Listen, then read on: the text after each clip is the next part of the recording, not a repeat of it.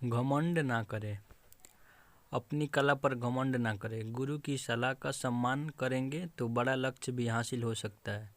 3 साल पहले शिष्य गुरु से अच्छे खिलौना बनाता था। इस कारण से शिष्य को अहंकार हो गया था।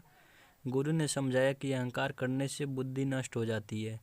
कुछ शिष्य अपने जीवन मार्ग में अच्छा से जीवन बिताने लगते हैं तो उन्हें इस बात का घमंड हो जाता है कि अब उन्हें गुरु की आवश्यकता ही नहीं है और वे गुरु की सलाह की कद्र करना बंद कर देते हैं, जबकि ऐसा एक शिष्य को नहीं करना चाहिए। इस संबंध में एक लोक कथा प्रचलित है। कथा पुराने ज़माने की है। गुरु और शिष्य दोनों खिलौने बनाकर बेचते थे और जो धन मिलता था उससे दोनों का जीवन यापन चलता था। गुरु के मार्गदर्शन में शिष्य बहुत अच्छे अच्छे खिलौने बनाने लगा था और उसके खिलौने के कीमत से भी ज़्यादा पैसा मिलता था। गुरु के खिलौने औसत मूल्य पर बिकते थे, लेकिन गुरु रोज़ शिष्य से यही कहते थे कि तुम्हारे खिलौने में और सफाई की ज़रूरत है। रोज़ रोज़ गुरु यही सलाह देते थे शिष्य को। कुछ ही दिनों के बाद शिष्य को गुरु की ये सलाह बुरी लगने लगी।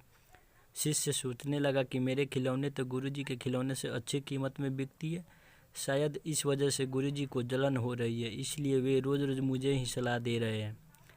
एक दिन गुरु की सलाह से तंग आकर शिष्य गुस्सा हो गया। शिष्य ने गुरु से कहा, गुरुजी, मैं तो अपने अच्छे खिलौने बना रहा हूँ, मेरे खिलौने से ज़्यादा पैसे मिल रहे हैं आपके खिलौने से, फिर भी आप मुझे ही अच्छे खिलौने बनाने के लिए कहते रहते हैं, जबकि मुझसे ज़्यादा तो आपको अपने काम में सुधार करने की ज़रूरत है।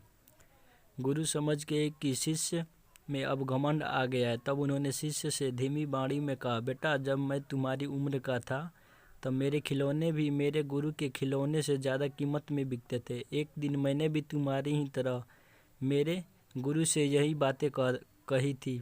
उसी दिन के बाद गुरु ने मुझे सलाह देना बंद कर दिया और मेरी कला में और ज़्यादा निखार नहीं आ सका।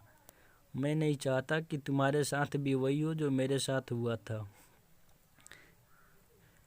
गुरु ने शिष्य पर गुस्सा नहीं किया और धीमी आवाज़ में जो बातें कही वह शिष्य को बहुत अच्छी तरह से समझ आ गई।